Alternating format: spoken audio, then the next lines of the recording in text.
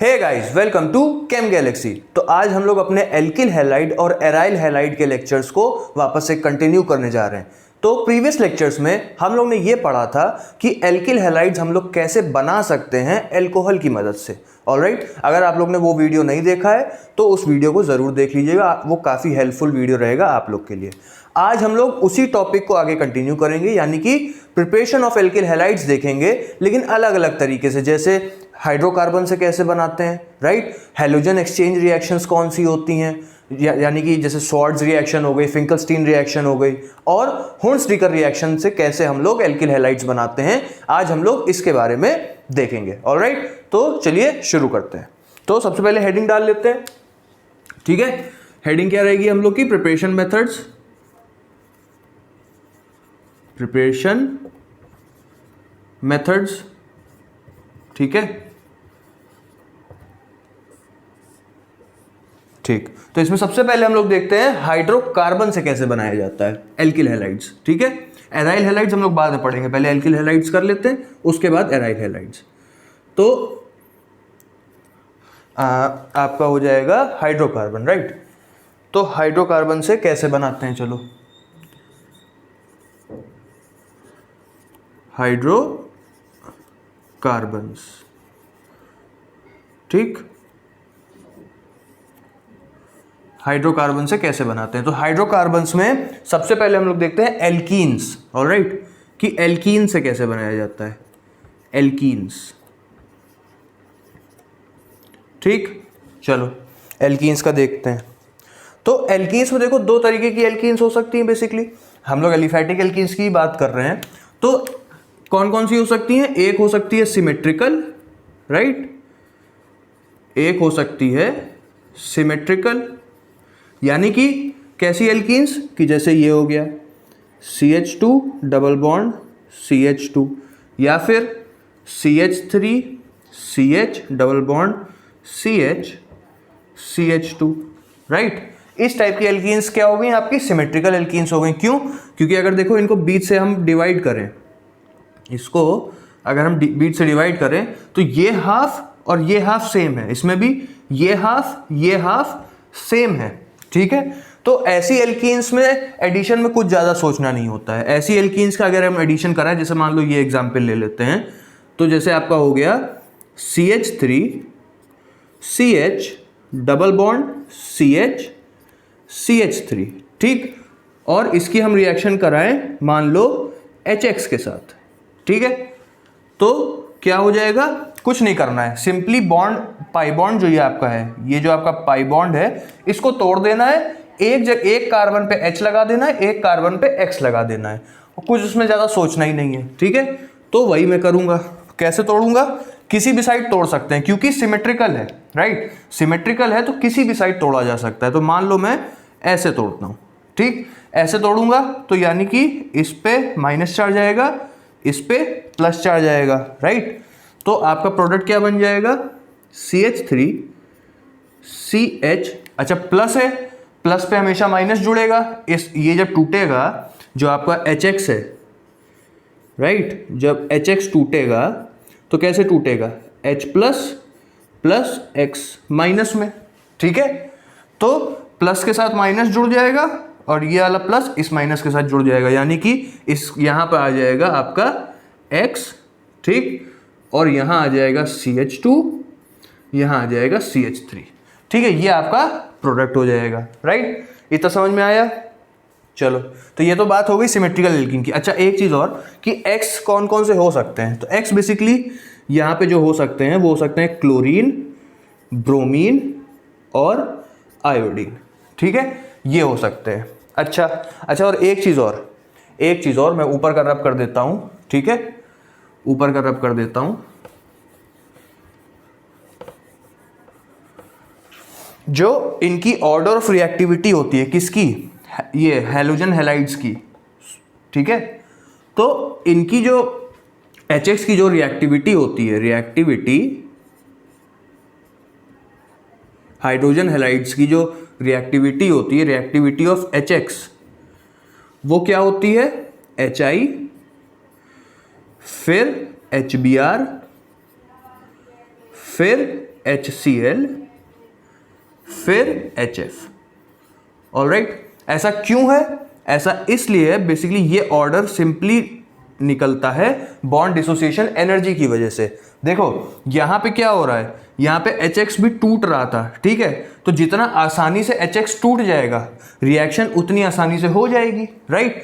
अच्छा, आयोडीन आपको पता है बहुत बड़ा एटम होता है, ठीक है, आयोडीन और हाइड्रोजन के बीच की बॉन्ड डिसोसिएशन एनर्जी बहुत कम होती है, मतलब क्योंकि आयोडीन बहुत बड़ा है तो इनके बीच का बॉन्ड ज्यादा स्ट्रांग नहीं होता है, इसको तोड़ना आसान होता है, ठीक है, as comparison to rest of these. तो HI सबसे आसानी से टूट जाएगा, इसलिए इसकी रिएक्टिविटी सबसे ज्यादा।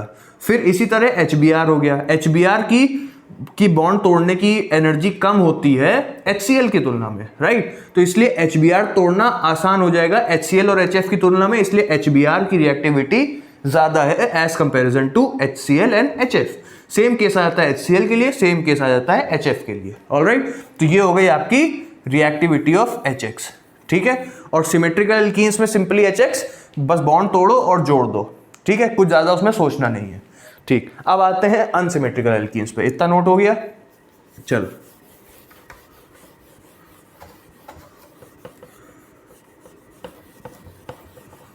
अब आते हैं अनसिमेट्रिकल एल्कीन्स पे। अनसिमेट्रिकल एल्कीन्स, ठीक, अनसिमेट्रिकल एल्कीन्स, ठीक है। अच्छा, अनसिमेट्रिकल एल्कीन्स में सबसे पहले हम लोग देखते हैं टर्मिनल एल्कीन्स का, ठीक है, हेडिंग डाल लो टर्मिनल एल्कीन्स, ठीक।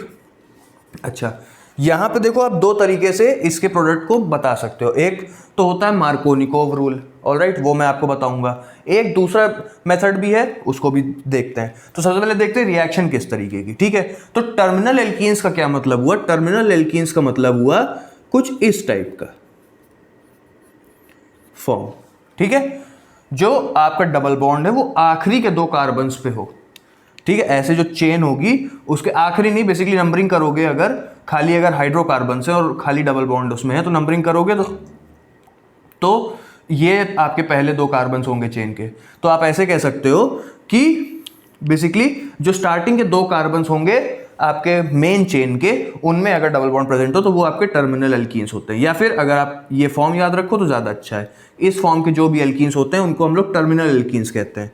तो एक एग्जाम्पल ले लेते हैं, जैसे ये है CH2 CH double bond CH2, ठीक है, ये आपका हो गया। देखो टर्मिनल एल्कीन ही है, CH डबल बॉन्ड CH2 और ये आपका एल्किल ग्रुप, राइट। चलो अच्छा, अब इसमें हम मान लो HCl का एडिशन करा रहे हैं, कोई भी ले सकते थे, HI ले सकते थे, HBr भी ले सकते थे, ठीक है, मैंने एग्जाम्पल के लिए HCl ले लिया है, ठीक, और इसकी रिएक्शन करा रहे हैं।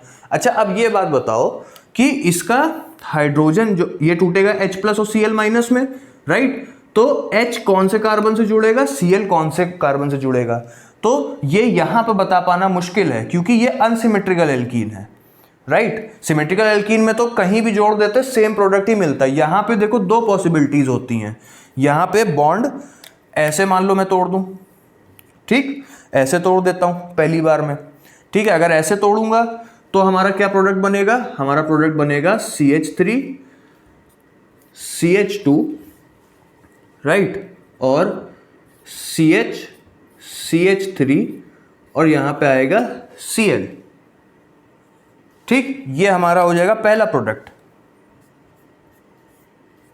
ठीक, ये हमारा पहला प्रोडक्ट बन सकता है। या फिर इसकी जगह हम लोग बॉन्ड अगर ऐसे तोड़ें, इधर तोड़ा था अब ऐसे तोड़ दें, पॉसिबिलिटी तो पूरी है ना कि इधर भी बॉन्ड टूट सकता है, इधर बॉन्ड टूटेगा तो इस पे माइनस चार्ज, इस पे प्लस चार्ज, राइट। तो हमारा दूसरा प्रोडक्ट क्या बन सकता है, दूसरा प्रोडक्ट हमारा बन सकता है CH3 CH2, right, CH2 CH2 Cl, ठीक, एक ये भी बन सकता है, ये हमारा हो गया दूसरा प्रोडक्ट, ठीक। अच्छा, अब बात ये आती है कि ये प्रोडक्ट ज़्यादा मेजर होगा कि ये प्रोडक्ट मेजर होगा, ये प्रोडक्ट ज़्यादा स्टेबल है इसकी क्वांटिटी ज़्यादा मिलेगी कि ये प्रोडक्ट की क्वांटिटी ज़्यादा मिलेगी। तो यहाँ पे आता है Markovnikov rule. Alright, Markovnikov rule ये कहता है कि जो नेगेटिव पार्ट है आपका, ठीक है, जो आपका नेगेटिव पार्ट है वो उस कार्बन से जाके जुड़ेगा जिसके पास कम नंबर ऑफ हाइड्रोजन एटम्स हो। ठीक है, जैसे कि मैंने क्या लिया, HCl लिया, राइट। तो HCl लिया तो HCl कैसे टूटता है, HCl तुम्हारा टूटेगा H प्लस और Cl माइनस में, राइट, H प्लस और Cl माइनस में। तो मार्कोनिकोव ने क्या कहा, जो नेगेटिव पार्ट है यानी Cl माइनस जो है वो उस कार्बन से जाके जुड़ेगा जिस कार्बन के पास lesser number of hydrogen atoms हो, यानी कि डबली बॉन्डेड कार्बन, दो एटम्स हैं डबली बॉन्डेड, ठीक है, दो कार्बन एटम्स डबली बॉन्डेड हैं, तो उस कार्बन से जाके जुड़ेगा Cl माइनस जिसके पास less number of hydrogen atoms हो। यानी कि देखो अगर इसमें देखें तो ये वाला जो कार्बन है, ठीक, ये वाला जो कार्बन है इसके पास एक ही हाइड्रोजन है, ये वाले कार्बन के पास दो हाइड्रोजन है। तो मार्कोनिकोव के अकॉर्डिंग Cl माइनस इससे आके जुड़ना चाहिए, यानी कि हम लोग का जो 1 है वो हम लोग का मेजर प्रोडक्ट होना चाहिए। ठीक है, ये होता है अकॉर्डिंग टू मार्कोनिकोव रूल, ये एडिशन होता है। ठीक है, चलो ये चीज समझ में आ गई। अच्छा, इसको समझने का एक तरीका और भी है, क्या तरीका है वो देखते हैं। इसको नोट कर लिया, मार्कोनिकोव समझ में आ गया कि नेगेटिव पार्ट उस कार्बन से जाके जुड़ेगा, उस डबली बॉन्डेड कार्बन एटम से जुड़ेगा जिसके पास lesser number of hydrogen atoms हो। ठीक, चलो इतना हो गया। एक तरीका और है आपको समझने के लिए, ठीक है, वो तरीका क्या है कि आपको कार्बोकैटायन पता है, राइट। कार्बोकैटायन टर्शरी सबसे ज़्यादा स्टेबल होता है, सेकेंडरी उससे कम स्टेबल होता है, प्राइमरी उससे कम स्टेबल होता है। अच्छा, और अगर कहीं रिएक्शन में कार्बोकैटायन बनने की चांसेस हैं, राइट, तो हमेशा कोशिश यही होती है कि ज़्यादा स्टेबल वाला कार्बोकैटायन बने, राइट। तो वो चीज़ भी यहाँ पे अप्लाई हो सकती है। किस तरीके से, जैसे कि यही एग्जाम्पल अगर मैं वापस ले लूँ, CH2 CH double bond CH2, right. अच्छा, अब इसमें हम H प्लस की एडिशन कराएं। सबसे पहले Cl माइनस अभी भूल जाओ, H प्लस की एडिशन कराएं, ठीक। तो H प्लस कहां पर ऐड होगा, माइनस चार्ज पे ऐड होगा, राइट। तो मतलब बॉन्ड हम किस तरह तोड़े, हम बेसिकली ये बताना चाह रहे हैं आपको। तो बॉन्ड अगर मैं ऐसे तोड़ता हूं, ठीक है, बॉन्ड अगर मैं ऐसे तोड़ता हूं तो इधर माइनस आएगा, इधर प्लस आएगा, राइट।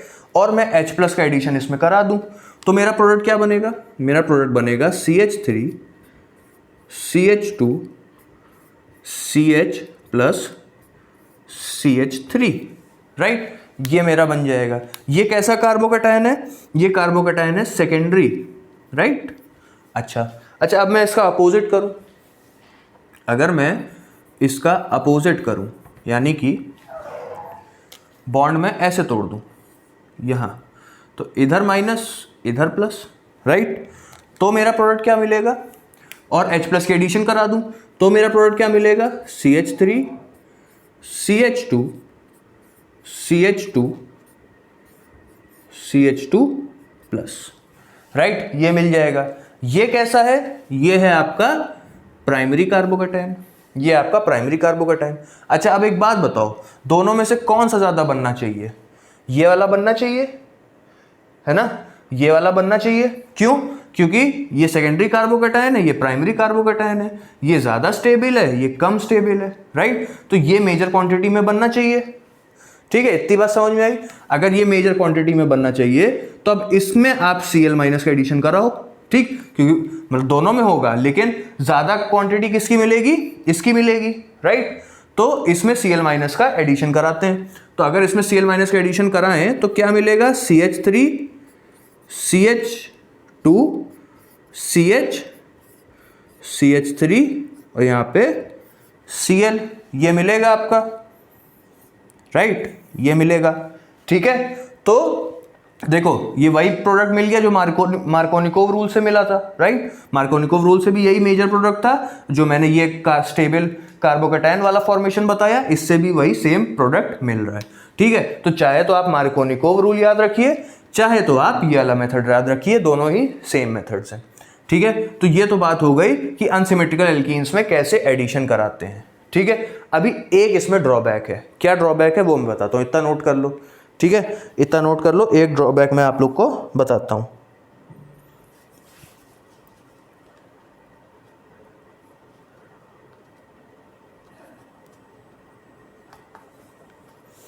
ठीक, चलो इतना नोट हो गया।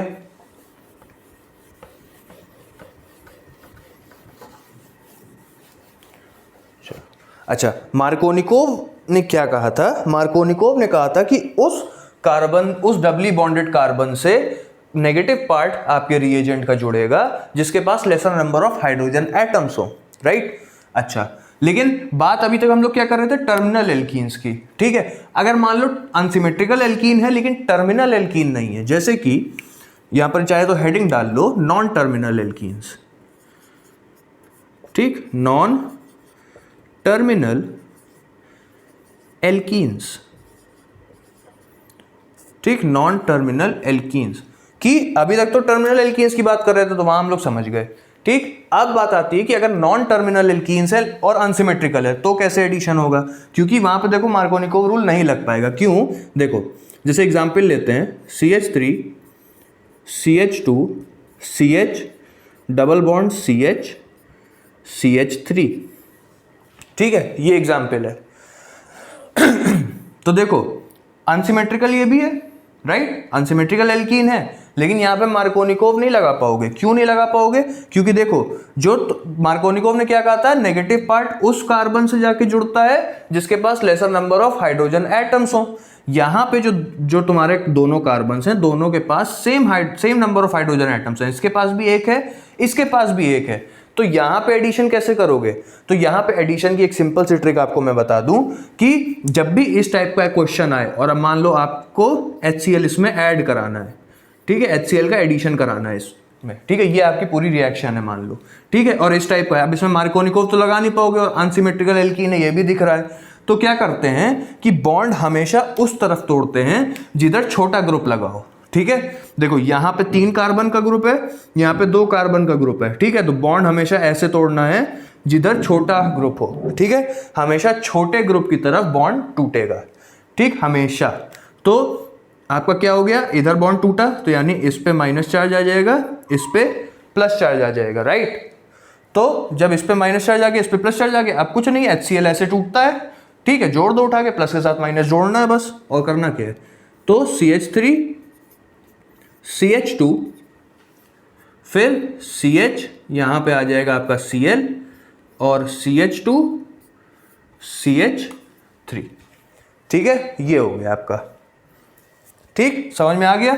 अगर नॉन टर्मिनल एल्कीन्स हैं, ठीक है, और अनसिमेट्रिकल एल्कीन है तो क्या करते हैं, हमेशा छोटे ग्रुप की तरफ बॉन्ड तोड़ते हैं। ओके, तो ये आपका हो गया नॉन टर्मिनल एल्कीन्स के लिए। चलो इतना नोट डाउन कर लो।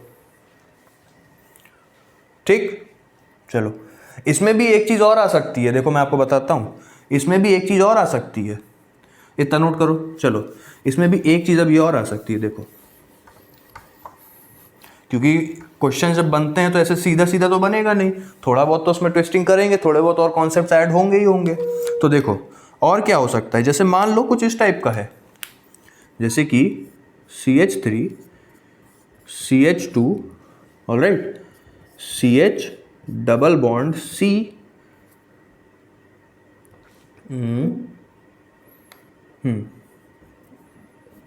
CH3 CH3 कुछ इस टाइप का है मान लो। ठीक है, अनसिमेट्रिकल तो ये भी है, अब इसमें एडिशन कैसे करोगे? ठीक है, ये चीज भी देखनी पड़ेगी, इसमें एडिशन किस तरह करोगे। तो अब इसमें देखो थोड़ा सा ट्विस्ट आ जाएगा, जो मैंने अभी चीज बताई। अब इसमें देखो, एक तो ये पता करना कि कौन सा छोटा ग्रुप है, वो हम लोग नहीं कर पाएंगे।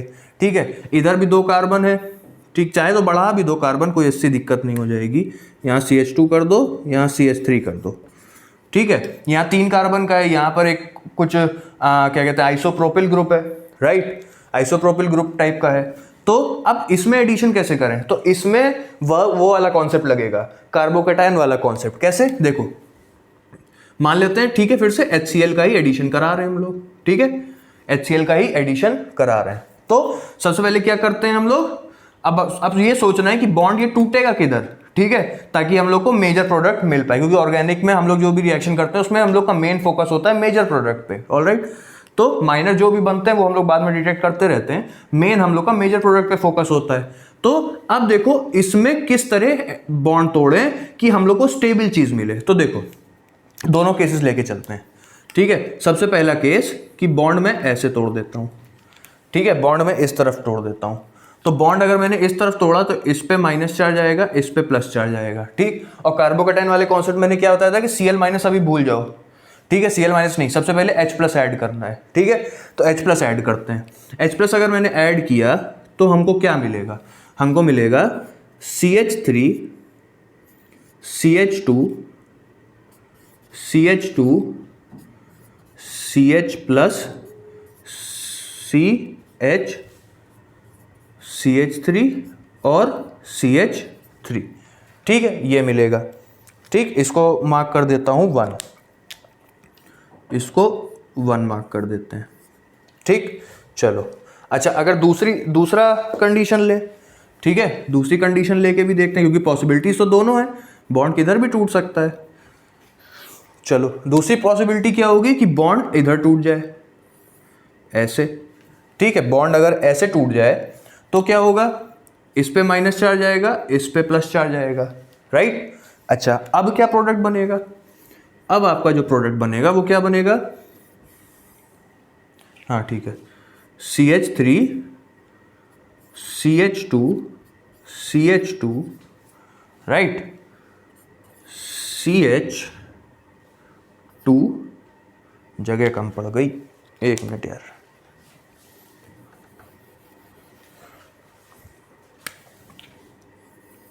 देखो आपका प्रोडक्ट क्या बनेगा, CH3 CH2 CH2, ठीक, CH2 CH3 CH3 प्लस, ठीक, ये प्रोडक्ट बनेगा अब आपका, ठीक। अगर बॉन्ड इधर टूटा, इसको मार्क कर देते हैं सेकेंड। अच्छा अब खुद बताओ कि दोनों में से कौन सा बनना चाहिए, ठीक। देखो दोनों में से कौन सा बनना चाहिए, सेकंड वाला ज्यादा बनना चाहिए। क्यों सेकंड वाला ज्यादा बनना चाहिए, क्योंकि देखो ये कौन सा कार्बोकैटायन है, ये तुम्हारा टर्शरी कार्बोकैटायन है, राइट। यहां पे कौन सा कार्बोकैटायन है, यहां पे तुम्हारा सेकेंडरी कार्बोकैटायन है कि नहीं है। तो टर्शरी कार्बोकैटायन ज्यादा स्टेबल होता है, राइट। तो आपका टर्शरी कार्बोकैटायन ज्यादा बनेगा, यानी बॉन्ड इस तरफ टूटेगा। इवन दो अगर यहां का ग्रुप देखें, ठीक है, ये तुम्हारा कार्बन डबल बॉन्ड कार्बन है, उस पर अटैच ये वाला एल्किल ग्रुप बड़ा लग रहा है आइसोप्रोपिल की तुलना में, दिखने में थोड़ा बड़ा लग रहा है, ठीक है। नहीं तो एक और ऐड कर दो, कोई प्रॉब्लम नहीं होगी। तब भी अगर मैं एक और ऐड कर दूं तब और लगेगा, ऐसे लगेगा कि 3 कार्बन ही तो है, बड़ा कहाँ, ठीक। चलो ऐसे कर लेते हैं, ठीक है। 4 कार्बन का ग्रुप है, इधर आइसोप्रोपिल है, ब्रांच्ड ग्रुप है, वो भी 3 ही कार्बन का है, राइट। लेकिन बॉन्ड किधर टूटा, बड़े ग्रुप की तरफ, ठीक है। तो आपको सारे फैक्टर्स का ध्यान रखना है, ठीक। अगर सीधी सीधी लीनियर चेन दी हुई है, ठीक है, जैसे अभी प्रीवियस एग्जाम्पल में था, तो छोटे की तरफ बॉन्ड तोड़ना है। अगर थोड़ा सा ब्रांचिंग और ये सब है तो आप लोग को इस चीज का ध्यान देना है कि कार्बोकैटायन की स्टेबिलिटी का ध्यान देना है बेसिकली, कि बॉन्ड ऐसे तोड़े कि जो कार्बोकैटायन बने वो स्टेबल बन जाए, ऑलराइट। जैसे कि यहां पे, ठीक, बॉन्ड बड़े ग्रुप की तरफ टूटेगा उसके, क्योंकि बड़े ग्रुप की तरफ बॉन्ड टूटने से हम लोग का स्टेबल कार्बोकैटायन बन रहा है, टर्शरी कार्बोकैटायन बन रहा है। इसलिए इधर ये हम लोग का मेजर प्रोडक्ट होगा, ये हम लोग का माइनर प्रोडक्ट होगा। तो आप लोग को ये सारी चीजों का भी ध्यान देना है, ऑलराइट। तो ये हो गया मार्कोनिकोव रूल और उससे एडिशन कैसे करते हैं अनसिमेट्रिकल एल्कीन्स में, ऑलराइट। इतना नोट हो गया। चलो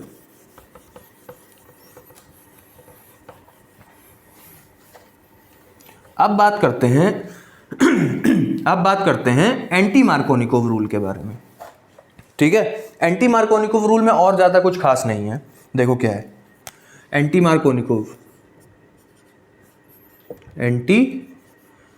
मार्कोनिकोव। ठीक, एंटी मार्कोनिकोव। एंटी मार्कोनिकोव में क्या होता है, एंटी मार्कोनिकोव में सबसे पहले हम लोग पेरोक्साइड की प्रेजेंस में रिएक्शन कराते हैं। सबसे पहली चीज अनसिमेट्रिकल एल्कीन इधर भी लेंगे, ठीक है, अनसिमेट्रिकल एल्कीन इधर भी लेंगे। जैसे मान लो हम लें CH3 CH double bond CH2, ठीक है, एंटी मार्कोनिकोव में, ठीक है। और अच्छा, एंटी मार्कोनिकोव जब भी होता है तो हम लोग हमेशा HBr की प्रेजेंस में ही कराते हैं, क्योंकि HBr ही अच्छी यील्ड हम लोग को प्रोवाइड करता है। HCl और HI अच्छी यील्ड प्रोवाइड नहीं करता है, ठीक है, साइड रिएक्शंस कई सारी हो जाती हैं। एंटी मार्कोनिकोव हमेशा HBr in presence of peroxide ही देखा गया है। ऑलराइट, तो HBr का एडिशन कराते हैं, ठीक, HBr का एडिशन कराते हैं और किसकी प्रेजेंस में, पेरोक्साइड की प्रेजेंस में। या फॉर एग्जांपल हम लोग ले लेते हैं बेंजोइल पेरोक्साइड। ऑलराइट, ये बेंजोइल पेरोक्साइड, ठीक है। तो अब हम लोग का प्रोडक्ट क्या होगा, जो मार्कोनिकोव में जो प्रोडक्ट बन रहा था उसका एग्जैक्टली अपोजिट, ठीक है, क्योंकि क्या है, एंटी मार्कोनिकोव। मार्कोनिकोव में क्या था, मार्कोनिकोव में टर्मिनल वाले एल्कीन्स में हम लोग, मैंने क्या बताया था कि उस कार्बन से नेगेटिव पार्ट जुड़ेगा जिस कार्बन के पास lesser number of hydrogen atoms हो, यानी कि इस कार्बन से जुड़ना चाहिए था। किस कार्बन से, इस कार्बन से जुड़ना चाहिए था मार्कोनिकोव के अकॉर्डिंग, लेकिन ये क्या है, एंटी मार्कोनिकोव, यानी उसका उल्टा, ठीक है, यानी कि इससे जुड़ेगा। ठीक, क्यों जुड़ेगा अभी मैं उसकी मैकेनिज्म बताऊंगा, ठीक है कुछ नहीं, वही सेम कॉन्सेप्ट ही हर जगह यूज हो रहा है। तो बेसिकली प्रोडक्ट क्या बनेगा, CH3, ठीक, CH2 Br, ये आपका प्रोडक्ट बनेगा, ठीक है। कब, जब HBr का एडिशन अनसिमेट्रिकल एल्कीन में करा रहे हो पेरोक्साइड की प्रेजेंस में, ठीक है। तो ये आपका मेजर प्रोडक्ट होगा। अब ऐसा क्यों है वो देखते हैं, इसको नोट कर लो, कर लिया, चलो ऐसा क्यों है वो देखते हैं। देखो, जो हम लोग को बेसिक कॉन्सेप्ट जो सिखाए जाते हैं ना वो हर जगह एप्लीकेबल है। जैसे कि अभी मैंने आपको क्या बताया था, कार्बोकैटायन की अगर मैं बात करूं, ठीक, कार्बोकैटायन की बात करूं तो इनकी स्टेबिलिटी कैसी होती है, टर्शरी, सेकेंडरी और फिर प्राइमरी, ठीक। अगर मैं कार्बन फ्री रेडिकल की बात करूं तो इनकी स्टेबिलिटी कैसी होती है, टर्शरी फिर सेकेंडरी, टर्शरी फिर सेकेंडरी फिर प्राइमरी, ठीक। अगर मैं कार्बेनाइन की बात करूं, ठीक, कार्बेनाइन की बात करूं तो प्राइमरी फिर सेकेंडरी फिर टर्शरी, राइट, ठीक है। अच्छा, ये ऑर्डर हमेशा याद रखना, ये बहुत जगह एप्लीकेबल होता है। तो बेसिकली जो एंटी मार्कोनिकोव की रिएक्शन होती है वो होमोलिटिक फिजन के थ्रू होती है, यानी कि फ्री रेडिकल मैकेनिज्म होती है। कैसे होती है देखो, ठीक है, ये हमेशा याद रखना। तो फ्री रेडिकल में कैसे होती है देखो बताता हूँ। सबसे पहले फ्री रेडिकल में क्या होता है, चेन इनिशिएशन होता है सबसे पहले, ठीक है, क्योंकि हम लोग पेरोक्साइड ले रहे हैं। पेरोक्साइड क्या होता है, रेडिकल इनिशिएटर होता है, ठीक है। तो सबसे पहले होगा इनिशिएशन,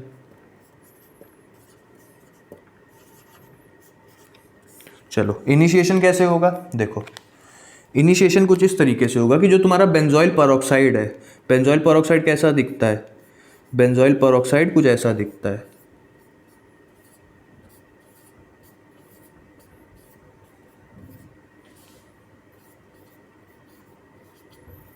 ठीक, बेंजोइल पेरोक्साइड कुछ ऐसा है, ठीक है। अच्छा, अब क्या होगा इसमें, मैंने क्या बताया, फ्री रेडिकल मैकेनिज्म के थ्रू होता है एंटी मार्कोनिकोव, यानी कि होमोलिटिक फिजन होगा।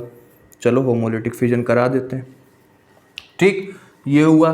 तो हमारा क्या मिला, हम लोग को मिला 2 मॉलिक्यूल C6H5COO फ्री रेडिकल, इसके हमको 2 मॉलिक्यूल्स मिल गए। अब क्या होता है इसके बाद देखो, C6H5C double bond O free radical, ये क्या करता है, ये HBr को भी होमोलिटिकली फिजन के लिए मजबूर कर देता है, ठीक है, क्योंकि एक फ्री रेडिकल अगर बना रिएक्शन में तो वो और फ्री रेडिकल जनरेट करता है, ठीक है।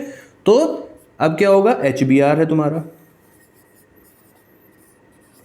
ठीक, HBr है, तो ये क्या करेगा, ये इसको भी होमोलिटिकली फिजन के लिए मजबूर कर देगा, ठीक है। तो ये भी होमोलिटिक फिजन में चला जाएगा, राइट, और H आके इससे जुड़ जाएगा, ठीक, H आके से जुड़ जाएगा। बेसिकली क्या प्रोडक्ट मिलेगा, C6H5 COH प्लस ब्रोमीन का फ्री रेडिकल। ठीक है, समझ में आया? ये H आके इससे जुड़ गया और आपका ब्रोमीन फ्री रेडिकल मिल गया। ये होता है आपका इनिशिएशन में। ठीक है, इतना समझ में आया? चलो अब इसके आगे देते हैं प्रोपोगेशन क्या है। ठीक है, इतना हो गया। चलो प्रोपोगेशन में क्या होगा, अब ये ब्रोमीन फ्री रेडिकल ही आगे प्रोपोगेट करेगा, राइट? तो प्रोपोगेशन,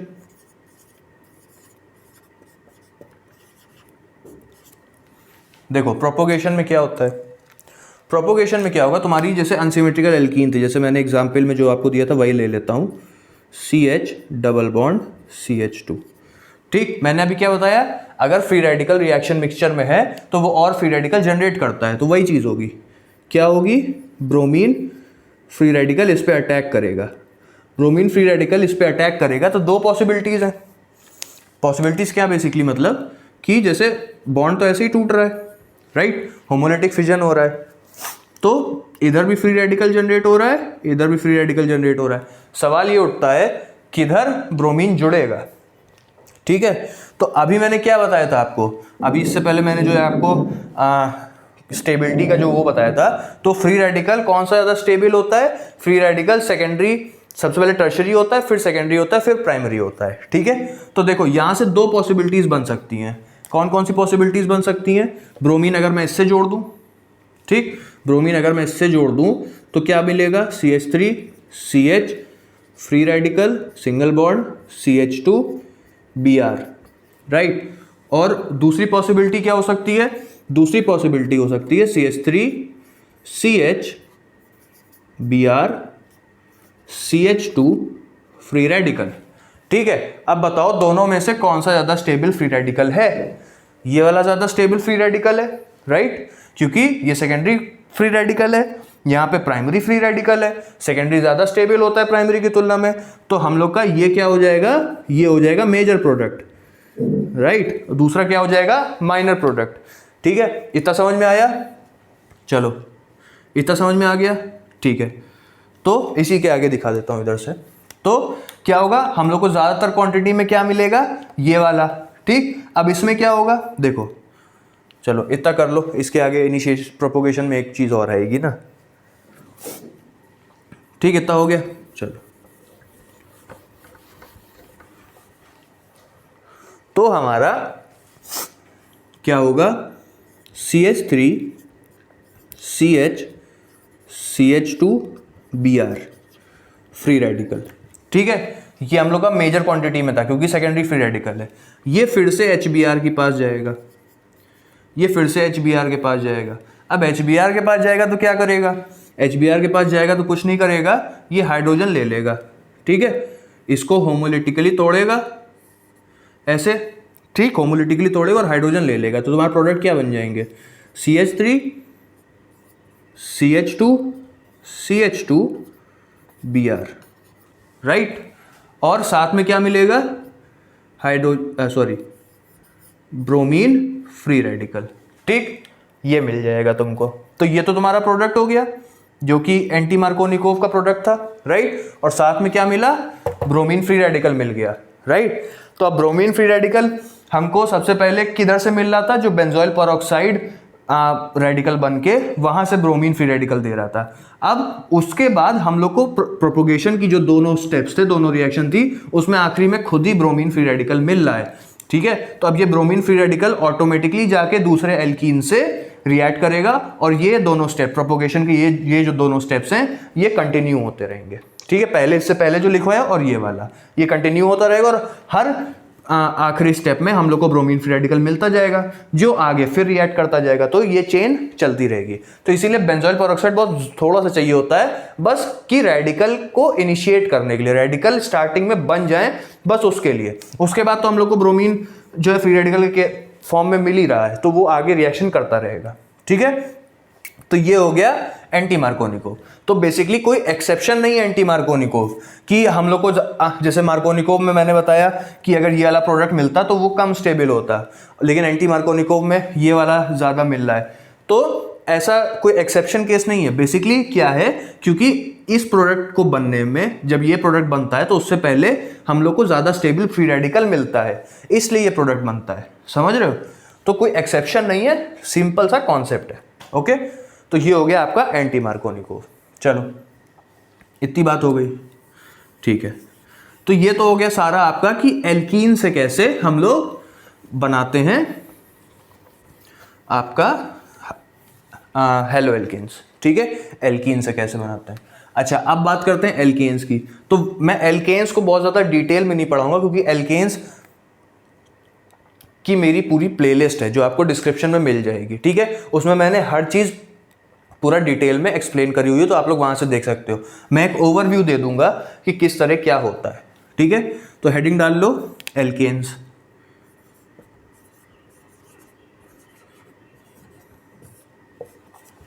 देखो एल्केन्स में क्या है, एल्केन्स में कुछ नहीं, सीधा सीधा क्लोरीनेशन, ब्रोमिनेशन, आयोडीनेशन, यही सब होता है। ठीक है, तो जैसे फॉर एग्जांपल CH4 ही ले लेते हैं। ठीक है, CH4 लेते हैं, राइट, और इसकी हम क्लोरीनेशन कराते हैं। ठीक है, किसकी प्रेजेंस में कराई जाती है ये चीज़, एल्केन्स की रिएक्शन HNU की प्रेजेंस में, सनलाइट की प्रेजेंस में, क्योंकि सारे सिग्मा बॉन्ड्स होते हैं और जो एल्केन्स होता है वो बहुत ही कम रिएक्टिव होता है। ठीक है, तो होमोलिटिकली, हेट्रोलिटिकली तो पॉसिबल नहीं होता है एल्केन्स का रिएक्शन। ठीक है, तो कौन सी रिएक्शन एल्केन्स देता है हमेशा, होमोलिटिक। ऑलराइट, चलो तो अब होगा क्या, कुछ नहीं होगा, तुम्हारा बन जाएगा CH3Cl प्लस HCl। ठीक, ये फर्दर रिएक्ट करेगा, फिर से तुम्हारा देगा CH2Cl2 प्लस HCl, राइट। ये फिर रिएक्ट करेगा, तुम्हारा देगा CHCl3, ठीक, जो कि फिर रिएक्ट करेगा और देगा CCl4। बेसिकली ये चेन तुम्हारी चलती रहती है। ठीक है, होता कैसे है बताया आपको, होमोलिटिक फिजन से ही होता है। तो क्या होता है, देखो होता सब होमोलिटिक फिजन से ही है। इसमें भी होता क्या है कि तुम्हारा जो क्लोरीन है, ठीक, वो तुम्हारा होमोलिटिकली टूट के तुम्हारा 2 क्लोरीन फ्री रेडिकल जनरेट करता है। ठीक है, एक क्लोरीन फ्री रेडिकल तुम्हारा CH4 के पास आता है और तुमको दे देता है CH3Cl plus H free radical, ये दे देता है। ठीक है, और H फ्री रेडिकल और क्लोरीन वापस जुड़ जाते हैं, तुम्हारा दे देता है HCl। ठीक है, कुछ इस टाइप का होता है बेसिकली। ठीक, फिर क्लोरीन टूटेगा, फिर से यही चीज़ होती रहेगी। ऑलराइट, चलो ये तो समझ में आ गया होगा। हाँ, ठीक, ये चीज़ होती है। ऐसी ब्रोमिनेशन भी होता है। ठीक है, क्लोरीन की जगह ब्रोमीन ले लो, बस फ़र्क इतना होता है। देखो, एक जो बेसिकली जो मेन फ़र्क होता है आपके क्लोरीनेशन और ब्रोमिनेशन, हालांकि मैंने एल्केन्स में पूरा एक्सप्लेन किया है, लेकिन फिर भी, कि तुम्हारा जो क्लोरीनेशन है, ठीक है, जैसे जो अभी मैंने क्लोरीनेशन कराया, जैसे ये कराया था CH4 और Cl2 का। ठीक है, जब क्लोरीनेशन कराया तो जब तक सारे हाइड्रोजन निकल नहीं जाते तब तक ये रिएक्शन रुकती नहीं है। यानी कि तुम्हारा CH3Cl बनेगा, फिर उसके बाद CH2Cl2 बनेगा, फिर उसके बाद CHCl3 बनेगा, फिर उसके बाद CCl4 बनेगा। जब तक सारे हाइड्रोजन निकल नहीं जाते तब तक ये रुकेगा नहीं। ठीक, अच्छा, लेकिन जो ब्रोमिनेशन है, ब्रोमिनेशन जैसे मीथेन का ही अगर ब्रोमिनेशन करा रहे हो, ठीक है, मीथेन का ही ब्रोमिनेशन करा रहे हो, तो वो एक के बाद रुक जाएगा, CH3Br और प्लस HBr। ठीक है, ये होगा। अच्छा, ये चीज़ हो गई। अच्छा, इधर भी स्टेबिलिटी ऑफ फ्री रेडिकल का बड़ा रोल है। कैसे, देखो एक चीज़ आप लोग को मैंने बताई है एल्केन्स वाले उसमें, कि जो क्लोरीन होता है वो रिएक्टिव ज़्यादा होता है और जो ब्रोमीन होता है वो सेलेक्टिव ज़्यादा होता है। कहने का क्या मतलब है, कहने का मतलब ये है, देखो जैसे मैं ले लूँ CH3 CH2 CH3, ठीक है, मान लो प्रोपेन लिया है। ठीक है, अच्छा, अगर मैं इसकी क्लोरीनेशन कराऊंगा तो जितने हाइड्रोजन्स हैं वो सारे रिप्लेस होंगे एक एक करके। ठीक है, जितने हाइड्रोजन्स हैं वो सारे रिप्लेस होंगे एक एक करके और उनकी जगह क्लोरीन लगता जाएगा। लेकिन ब्रोमीन के केस में ऐसा नहीं होता, ठीक है। अगर जैसे मैं क्लोरीन की बात करूं तो क्लोरीन केस में जो फाइनल प्रोडक्ट मिलेगा हम लोग को, वो फाइनल प्रोडक्ट कुछ ये हो जाएगा, CCl3 CCl2 और CCl3, राइट। लेकिन अगर मैं ब्रोमिनेशन की बात करूं, इसी केस में अगर मैं ब्रोमिनेशन की बात करूं, ओके, तो सिर्फ एक प्रोडक्ट मिलेगा। क्या प्रोडक्ट मिलेगा? CH3 CHBr और CH3, ये मिलेगा, ठीक। तो इससे क्या पता चल रहा है कि क्लोरीन बेसिकली रिएक्टिव ज़्यादा होता है और ब्रोमीन जो है सेलेक्टिव ज़्यादा है। सेलेक्टिव होने का मतलब ब्रोमीन उस तरफ अटैक करेगा जिधर से हमको स्टेबल चीज़ मिले, ठीक। कैसे? अब वो देखो, ठीक है, कैसे ये ज़्यादा स्टेबल है। इसमें क्या हो रहा था, देखो यहाँ भी फ्री रेडिकल का एक कॉन्सेप्ट आएगा। अभी मैंने आपको मैकेनिज्म बताई, वही चीज़ यहाँ पे एक्सप्लेन करेगी चीज़ों को। जैसे कि मैंने यही एग्जाम्पल लिया था, CH3 CH2 CH3 और क्लोरीन है, मान लो फ्री रेडिकल के फॉर्म में आएगा क्योंकि क्लोरीन सबसे पहले टूटेगा, उसके बाद इस पे आएगा, ठीक। अब ये क्या बनाएगा? अब ये कौन सा फ्री रेडिकल सबसे पहले बनाएगा? बात आती है इस पे, ठीक है। हाइड्रोजन इसका निकालेगा कि हाइड्रोजन इसका निकालेगा कि हाइड्रोजन इसका निकालेगा। तो देखो दोनों केसेस लेके चलते हैं, ठीक है। मान लो इस वाले कार्बन का हाइड्रोजन निकालता है। अगर इस वाले कार्बन का हाइड्रोजन इसने निकाला तो हमको क्या मिलेगा? CH3 CH2 CH2 free radical, यही तो मिलेगा, राइट। अगर इस वाले कार्बन का इसने क्लोरीन निकाल दिया तो हमको क्या मिलेगा? हमको ये फ्री रेडिकल मिलेगा। अगर इस कार्बन का फ्री हाइड्रोजन इसने निकाला तो क्या मिलेगा? अगर इस कार्बन का हाइड्रोजन इसने निकाला तो क्या मिलेगा? CH3 CH3 free radical, right, ये मिलेगा। अब आपको सीधा सीधा दिखाई पड़ रहा है, ये प्राइमरी फ्री रेडिकल है, ये सेकेंडरी फ्री रेडिकल है। स्टेबल कौन सा होता है? सेकेंडरी फ्री रेडिकल ज़्यादा स्टेबल होता है, राइट। तो ये सबसे पहले बनेगा, ठीक, उसके बाद ये बनेगा, ठीक।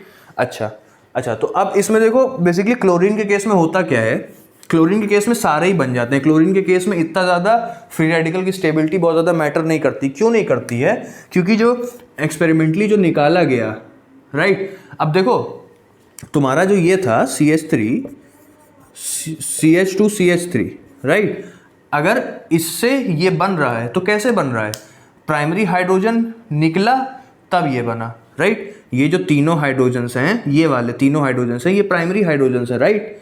तो इनमें से जब निकला तब आपको प्राइमरी फ्री रेडिकल मिला, राइट। ये कब मिला? जब सेकेंडरी हाइड्रोजन है आपका वो निकला तब ये मिला, राइट। तो क्लोरीनेशन के केस में जो रेट निकाला गया रिएक्टिविटी का हाइड्रोजन्स का, जब हम लोग क्लोरीनेशन करा रहे हैं तो एल्केन्स के हाइड्रोजन की रिएक्टिविटी जो निकाली गई वो कुछ ये आई, किसकी? जैसे तुम्हारी आई 5:3.8:1। तुम्हारी जो रिएक्टिविटी का रेट आया, जो किसका?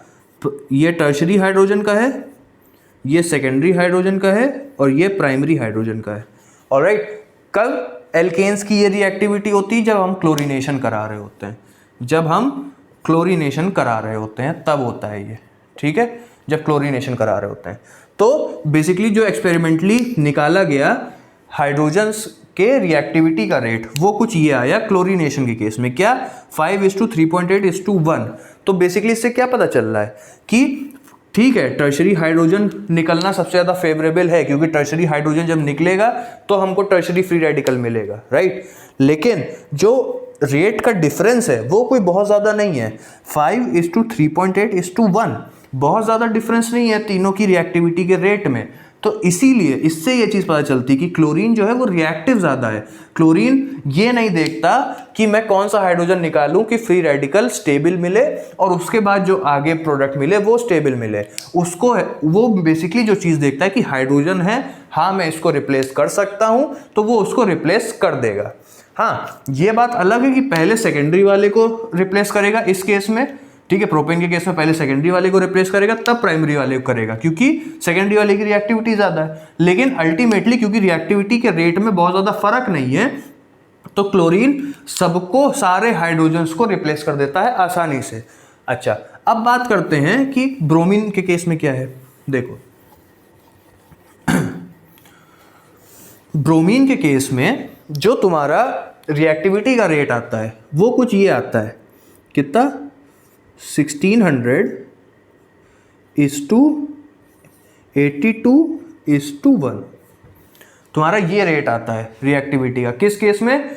अगर हम लोग एल्केन की ब्रोमिनेशन करा रहे हैं, ठीक है। अगर हम लोग ब्रोमिनेशन करा रहे हैं एल्केन का, तो एल्केन के हाइड्रोजन्स की रिएक्टिविटी का ऑर्डर ये आता है, जिसमें ये टर्शरी का है, ये सेकेंडरी का है और ये प्राइमरी का है, ठीक है।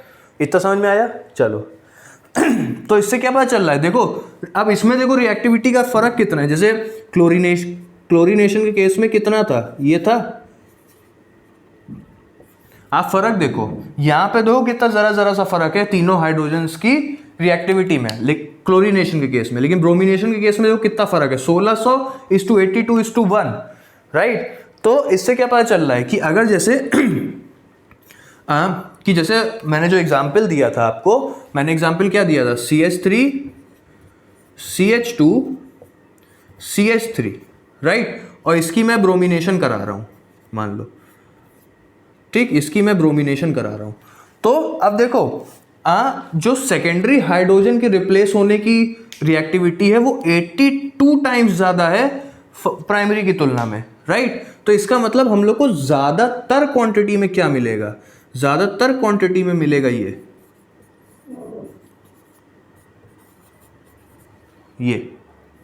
राइट। क्योंकि सेकेंडरी हाइड्रोजन के निकलने की जो रिएक्टिविटी का ऑर्डर है, मतलब उसके निकलने की जो टेंडेंसी है, सेकेंडरी हाइड्रोजन के निकलने की जो टेंडेंसी है वो 82 टाइम्स ग्रेटर है प्राइमरी की तुलना में, राइट। तो इसीलिए हम लोग को एक्सक्लूसिवली ये प्रोडक्ट मिलेगा, ठीक। थोड़ा बहुत हो सकता है मिल जाए, थोड़ा बहुत हो सकता है मिल जाए, लेकिन बहुत ज़्यादा क्वांटिटी में ये मिलेगा, समझ रहे हो। 98% और 2% का मार्जिन आता है। ये प्रोडक्ट आपको 98% मिलेगा, वो आपको प्राइमरी वाला 2% मिलेगा। क्यों? क्योंकि रिएक्टिविटी का आप फर्क देखो कितना ज़्यादा है। सेकेंडरी वाला 82 टाइम्स ग्रेटर है प्राइमरी की तुलना में। यहीं पर अगर टर्शरी बन रहा होता है, टर्शरी बनने की टेंडेंसी होती है तो हमेशा टर्शरी बन रहा होता है, क्योंकि 1600 टाइम्स ग्रेटर है प्राइमरी की तुलना में और 1600/82 टाइम्स ग्रेटर है सेकेंडरी की तुलना में, राइट। तो इसलिए इस ऑर्डर से, इस रिएक्टिविटी के रेशियो से पता चलता है कि ब्रोमीन आपका सेलेक्टिव ज़्यादा होता है। ब्रोमीन अब जैसे ये बना ना, तो ये कैसे बना होगा, जब ये बना तो सबसे पहले तो ये बना होगा ना, CH3 CH2 CH3, ब्रोमिनेशन जब कराओगे तो ये सबसे पहले बनेगा ना।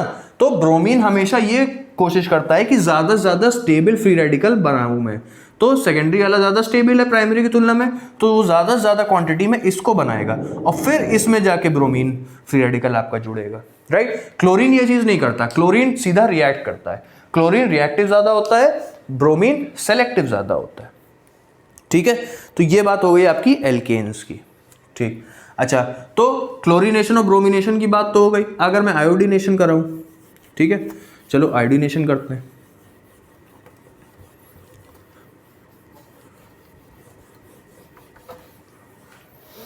तो आयोडीनेशन में क्या होता है, अगर मैं आयोडीनेशन कराऊं, जैसे मान लो इसी का कराते हैं ये, ठीक। तो बेसिकली ये रिवर्सिबल रिएक्शन होती है। क्या बनता है, CH3I और प्लस HI, ठीक, CH3I प्लस HI ये होता है। लेकिन यहाँ पे जाके रिएक्शन रुकती नहीं है, रिएक्शन रिवर्स चली जाती है, ठीक है, रिएक्शन रिवर्स जाके ये प्रोडक्ट आपको वापस, आपके रिएक्टेंट आपको वापस मिल जाते हैं। ठीक है, तो आपका जो ये CH3I और HI बना, ये आपको रिवर्स चला जाता है और आपके रिएक्टेंट में वापस कन्वर्ट हो जाता है।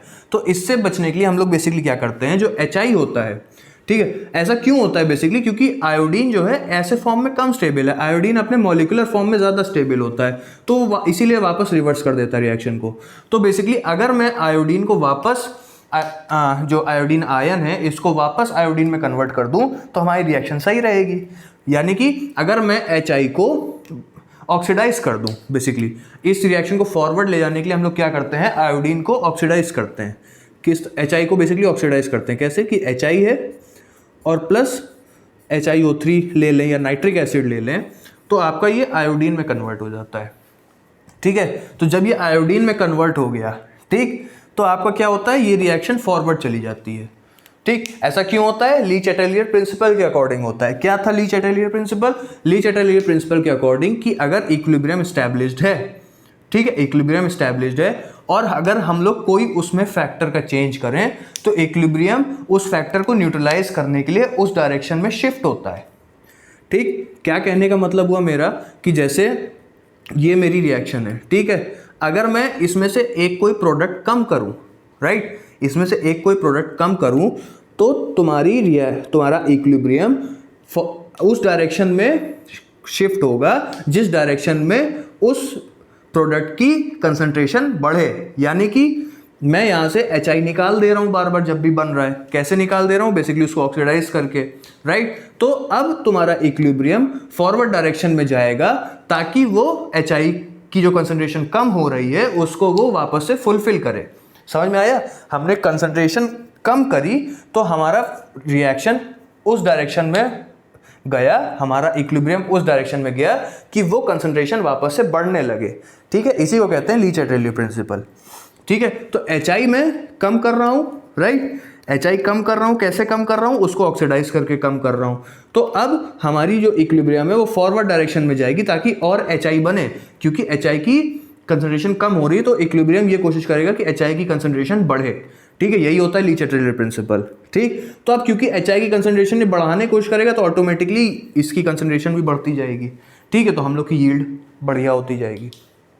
तो इस तरह बेसिकली हम लोग आयोडीनेशन कराते हैं। ठीक है, चलो अच्छा फ्लोरीनेशन जो होता है, फ्लोरीनेशन हम लोग डायरेक्टली नहीं कराते हैं। ठीक है, फ्लोरीनेशन हम लोग डायरेक्टली कि अब तुम कह दो CH4 और प्लस F2 कराएं और हम लोग को CH3F प्लस HF मिल जाए, तो ऐसा नहीं होता है। ठीक है, ऐसा नहीं होता। ऐसा इसलिए नहीं होता है क्योंकि जो तुम्हारा ये जो रिएक्शन होती है बहुत ज़्यादा एक्सप्लोसिव होती है। जो तुम्हारा CH3F बनने में जितनी एनर्जी निकलेगी ना वो बहुत ज़्यादा होती है। वो इतनी ज़्यादा होती है कि तुम्हारे जो कार्बन के बीच के बॉन्ड होते हैं उनके बीच की जो एनर्जी है उससे भी ज़्यादा होती है। तो बेसिकली वो कार्बन के बॉन्ड भी तोड़ना शुरू कर देता है। यानी कि कहने का मतलब ये कि जैसे तुम्हारा ये है CH3 राइट, और मैं इसकी फ्लोरीनेशन करा रहा हूँ, तो जब तुम्हारा ये बनेगा ना CH3 CH2 और F ये बनेगा तो ये इतनी ज़्यादा हीट निकालेगा। ठीक है, इतनी ज़्यादा हीट निकालेगा कि वो हीट ये जो कार्बन जो इथेन है इसके बीच का बॉन्ड भी तोड़ने लग जाएगा। ठीक है, इसकी एनर्जी काफ़ी ज़्यादा होती है एज कंपेरिजन टू इसकी बॉन्ड डिसोसिएशन एनर्जी की तुलना में। तो कुछ करीब 400 समथिंग इसकी होती है और 300 समथिंग इसकी होती है। ठीक है, तो जब 400 समथिंग किलोजूल पर मोल निकल रही है तो वो इसके बीच के बॉन्ड भी तोड़ना शुरू कर देती है और हम लोग को मिक्सचर ऑफ प्रोडक्ट मिलते जाएंगे। यानी कि एक तो ये मिला, एक हम लोग को CH3F भी मिल जाएगा। ठीक है, अगर और बड़ी कार्बन चेन ले लें तो और सारे मिलेंगे। प्रोपेन ले लें तो एक इथेन वाला भी मिलेगा, एक प्रोपेन वाला भी मिलेगा, एक मीथेन वाला भी मिलेगा। तो मिक्सचर ऑफ प्रोडक्ट्स मिलते हैं। तो इसीलिए डायरेक्ट फ्लोरीनेशन हम लोग नहीं कराते हैं। ठीक है, डायरेक्ट फ्लोरीनेशन कहीं भी फ्रूटफुल नहीं होती है। ठीक, तो अब इसको कैसे कराएं हम लोग? ठीक, तो ये आती हैं हैलोजन एक्सचेंज रिएक्शंस के अंडर। तो नेक्स्ट हेडिंग अब हम लोग डाल लेते हैं, हाइड्रोकार्बन सारा हो गया। ओके, अब हम लोग नेक्स्ट हेडिंग डाल लेते हैं halogen exchange reaction. Halogen exchange reactions. Okay, halogen exchange reaction. तो हैलोजन एक्सचेंज रिएक्शन में सबसे पहली रिएक्शन होती है तुम्हारी स्वॉर्ड्स रिएक्शन।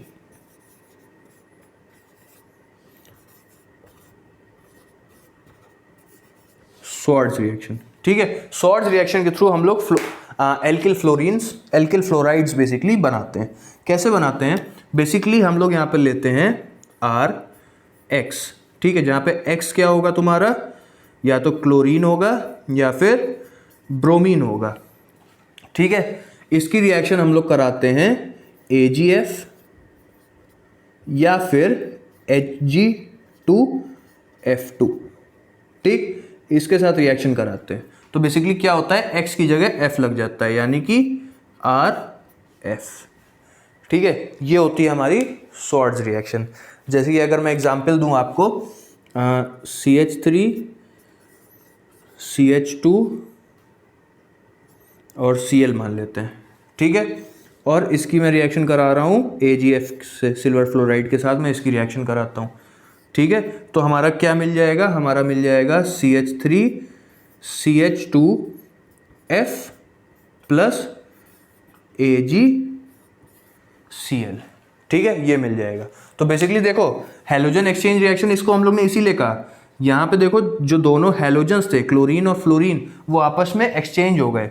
फ्लोरीन सिल्वर के साथ था, लेकिन प्रोडक्ट में अब वो कार्बन चेन के साथ आ गया, और क्लोरीन जो कार्बन चेन के साथ था वो अब सिल्वर के साथ आ गया। तो इसीलिए इसको क्या कहते हैं, हैलोजन एक्सचेंज रिएक्शंस। ऑलराइट, इसको नोट करो, हैलोजन एक्सचेंज रिएक्शंस, ठीक है। अच्छा, लेकिन अगर ऐसा हो कुछ तो AgF लेते हैं या HgF2 लेते हैं, इतना समझ में आ गया, ठीक है। इसे कहते हैं स्वॉर्ड्स रिएक्शन, ऑलराइट। लेकिन अगर कुछ ऐसा हो कि एक से ज़्यादा हैलोजन्स हो, एक से ज़्यादा क्लोरीन हो, जैसे मान लो, ठीक है, CCl2 और CH3, ठीक है, ये हो, इसका हमको फ्लोरिनेशन कराना हो, तो इसके लिए हम लोग मालूम क्या लेते हैं, इसके लिए हम लोग लेते हैं SbF3, ठीक है, SbF3 लेते हैं। तो हमारा क्या हो जाता है, ये दोनों क्लोरीन हटके दो फ्लोरीन लग जाते हैं यहाँ पे, तो CH3 CF2 CH3, राइट, ये हो जाता है,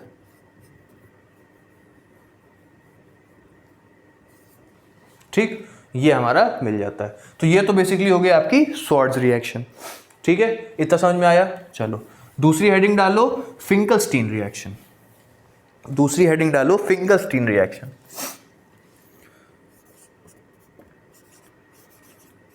फिंकलस्टीन रिएक्शन,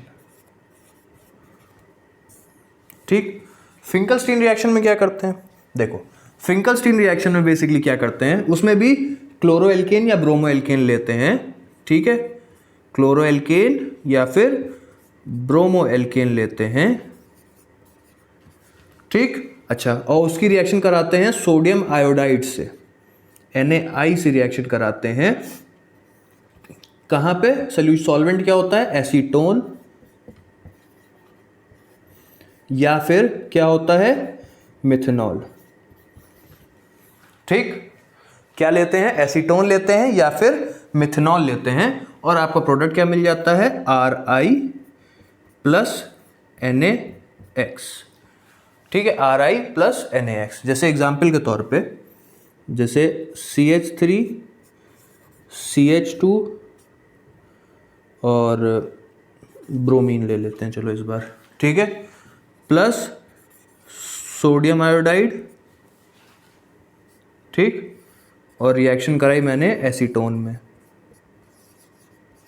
क्या मिलेगा, हम लोग को मिलेगा CH3 CH2I प्लस NaBr, ठीक है, ये हमारा हो जाएगा फिंकलस्टीन रिएक्शन।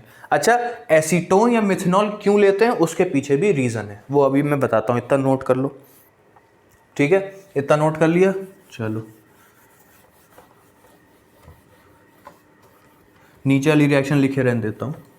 अभी जो मैंने आपको ली चैटेलियर प्रिंसिपल बताया ना, वही रीज़न है हम लोग एसीटोन क्यों लेते हैं। क्या रीज़न है, बेसिकली कि जो तुम्हारा NaBr है, ये जो तुम्हारा NaBr है ना, NaBr जो है is less soluble in acetone as compared to NaI। ठीक है, जो तुम्हारा NaBr है वो कम सॉल्युबल होता है एसीटोन में एज कंपेयर टू NaI। तो बेसिकली कर क्या रहे हैं हम लोग कर क्या रहे हैं कि जैसे हम लोग ने इसकी रिएक्शन कराई एसीटोन में, तो हम लोग को एक एल्किल आयोडाइड मिला और दूसरा सोडियम ब्रोमाइड मिला। ठीक, अच्छा, अब सोडियम ब्रोमाइड एसीटोन में कम सॉल्युबल होता है तो क्या होगा, सोडियम ब्रोमाइड नीचे सेटल हो जाएगा। तो बेसिकली अगर मैं सिर्फ मीडियम की बात करूं, ठीक है, एसीटोन में ही सारी रिएक्शन हो रही है, ठीक है, तो देखा जाए तो जब भी NaBr बनता है, ठीक है, तो उसकी कंसंट्रेशन एसीटोन में तो कम हो जाती है। क्यों कम हो जाती है, क्योंकि सोडियम ब्रोमाइड एसीटोन में कम सॉल्युबल है, राइट। तो बेसिकली क्या हो रहा है, जितना भी सोडियम, देखो जो इक्विलिब्रियम स्टैब्लिश हो रही है, ठीक है, इक्विलिब्रियम जब स्टैब्लिश होगी तो जितना टोटल सोडियम ब्रोमाइड बन रहा है उसके साथ स्टैब्लिश्ड है, राइट।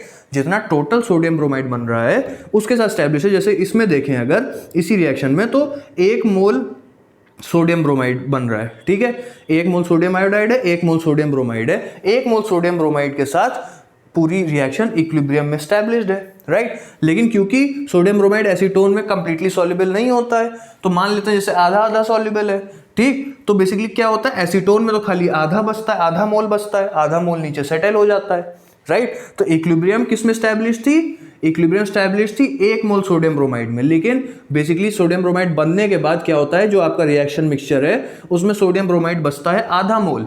क्यों, क्योंकि सोडियम ब्रोमाइड लेस सॉल्युबल है एसीटोन में as compare to sodium iodide. तो बेसिकली क्या हो रहा है, इसका क्या मतलब हुआ कि आपके जो रिएक्शन मिक्सचर में सोडियम ब्रोमाइड की कंसंट्रेशन कम हो रही है, हर बार कम हो रही है due to less solubility, right.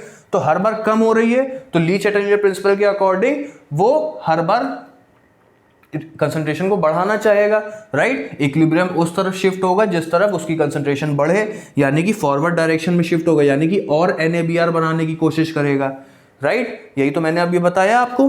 तो और NaBr बनाने की कोशिश करेगा तो और एल्किल आयोडाइड तो ऑटोमेटिकली बन जाएंगे, तो हम लोग की यील्ड और अच्छी हो जाएगी। इसीलिए हम लोग बेसिकली एसीटोन या फिर मेथनॉल यूज करते हैं, ऑलराइट। तो ये हो गई आपकी फिंकलस्टीन रिएक्शन, ठीक है। ये 2 हैलोजन एक्सचेंज रिएक्शंस होती हैं, स्वार्ट्ज रिएक्शन जिसमें फ्लोरीन बनाते हैं, एल्किल फ्लोरीन्स, और फिंकलस्टीन रिएक्शन जिसमें एल्किल आयोडाइड बनाते हैं, ऑलराइट। तो ये हो गया। एक रिएक्शन जो फाइनल रिएक्शन आप लोग की है वो है हुंस-डिकर रिएक्शन या फिर बोरोडीन हुंस-डिकर रिएक्शन भी इसे कहते हैं। चलिए, हुंस-डिकर रिएक्शन, ठीक, हुंस-डिकर रिएक्शन। हुंस-डिकर रिएक्शन में क्या करते हैं हम लोग, बेसिकली हुंस-डिकर रिएक्शन में सिल्वर सॉल्ट लेते हैं फैटी एसिड्स का, ठीक है, सिल्वर सॉल्ट लेते हैं फैटी एसिड का, और उसकी बेसिकली हुंस-डिकर जो है वो ब्रोमिनेशन की ही सक्सेसफुल है। क्लोरीनेशन की यील्ड बहुत कम होती है, और अगर आयोडीनेशन कराओ तो वो एस्टर में कन्वर्ट हो जाता है, हम लोग को एल्किल हैलाइड नहीं प्रोवाइड करता है, ठीक है। एक एक करके बताता हूँ, ठीक है। तो सबसे पहले हम लोग क्या लेते हैं, silver salt of fatty acid. जैसे मान लो एग्जाम्पल के लिए, जो बुक में भी एग्जाम्पल यही दिया हुआ था, OAG, ठीक, ये है आपका, इसकी मैंने ब्रोमिनेशन करानी है, ब्रोमिनेशन करा देते हैं किसकी प्रेजेंस में, CCl4 की प्रेजेंस में, और रिफ्लेक्स कराते हैं हम लोग इसका, ठीक है, रिफ्लेक्स कराते हैं, ठीक। तो हम लोग का प्रोडक्ट क्या मिलता है, एक कम कार्बन का एल्किल हैलाइड, यानी कि हम लोग को मिल जाएगा CH3 CH2Br प्लस क्या निकलेगा, प्लस निकलेगा कार्बन डाइऑक्साइड, प्लस निकलेगी AgBr, ठीक। ये होती है हमारी हुंस-डिकर रिएक्शन, ठीक है, या फिर बोरोडीन हुंस-डिकर रिएक्शन, ठीक है। क्या है, सिल्वर सॉल्ट लिया कार्बोक्सिलिक एसिड का, ब्रोमिनेशन कराया, CCl4 मीडियम है तुम्हारा, और रिफ्लेक्स कराया, तो क्या हुआ, एक कम कार्बन का हम लोग को एल्किल ब्रोमाइड मिलता है, और ये साइड प्रोडक्ट्स कैसे बनता है, मैकेनिज्म देखते हैं, ठीक है। चलो मैकेनिज्म देखी जाए। मैकेनिज्म में क्या होता है, सबसे पहले जो तुम्हारा ये है salt of acid, silver salt of acid,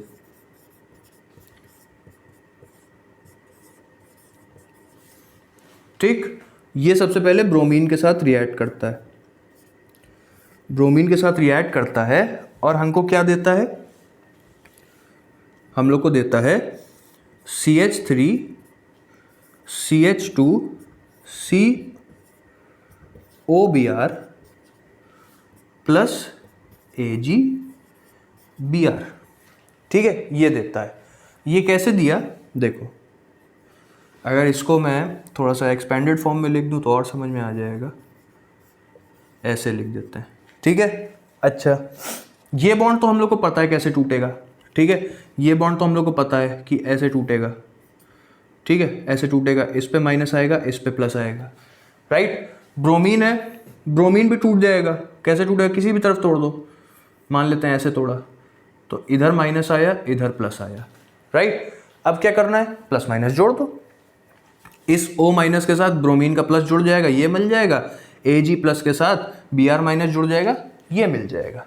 ठीक, तो ये तो होता है पहला स्टेप। ठीक, अब इसके आगे होती है फ्री रेडिकल मैकेनिज्म। कैसे होती है देखो, इतना नोट कर लिया, चलो इसके आगे होती है free radical mechanism. Free radical mechanism में क्या होता है देखो, तुम्हारा क्या बना था, CH3 CH2 C, ये अरे यार ब्रोमीन होता है, मैं Ag लिख दिया गलती से, ब्रोमीन। ठीक, अब होता क्या है देखो, ये ऐसे टूटा, ठीक, ये ऐसे टूटा, तो यहां आया फ्री रेडिकल, यहां आया फ्री रेडिकल। ठीक है, इतना समझ में आया। अच्छा, अब क्या होगा, और ये बॉन्ड टूट जाता है, ये वाला जो बॉन्ड है ये टूट जाता है, ऐसे और ऐसे, तो यहाँ पे आया और यहाँ पे आया। ठीक है, तो बेसिकली क्या क्या मिला हम लोग को देखो, क्या क्या मिला, CH3 CH2 free radical, right, plus bromine free radical, plus carbon free radical, free radical, ये मिला हम लोग को, मिला। चलो अब कुछ नहीं करना है, देखो यहाँ कार्बन फ्री रेडिकल भी है, ऑक्सीजन फ्री रेडिकल भी है। ठीक है, ये दोनों कंबाइन होकर तुमको क्या दे देंगे, कार्बन डाइऑक्साइड दे देंगे, और यहाँ CH2 पे फ्री रेडिकल और ब्रोमीन फ्री रेडिकल, ये दोनों आपस में कंबाइन हो जाएंगे, यानी कि क्या मिल जाएगा, CH3 CH2 Br और प्लस यहाँ पे कार्बन डबल बॉन्ड O, और इधर भी फ्री रेडिकल था, ये भी फ्री रेडिकल है, तो ये भी बॉन्ड बना लेंगे, ये तुम्हारा कार्बन डाइऑक्साइड हो गया। ठीक, तो इस तरह बेसिकली होती है हुंसडीकर रिएक्शन। तो ये आपके सारे मेथड्स हो गए एल्किल हैलाइड के प्रिपरेशन के। ऑलराइट, आई होप आप लोग को इतनी चीजें समझ में आई। ठीक है, अब नेक्स्ट लेक्चर में हम लोग केमिकल रिएक्शंस क्या क्या होती हैं एल्किल हैलाइड्स की, उसके बारे में पढ़ेंगे। Alright, so thank you.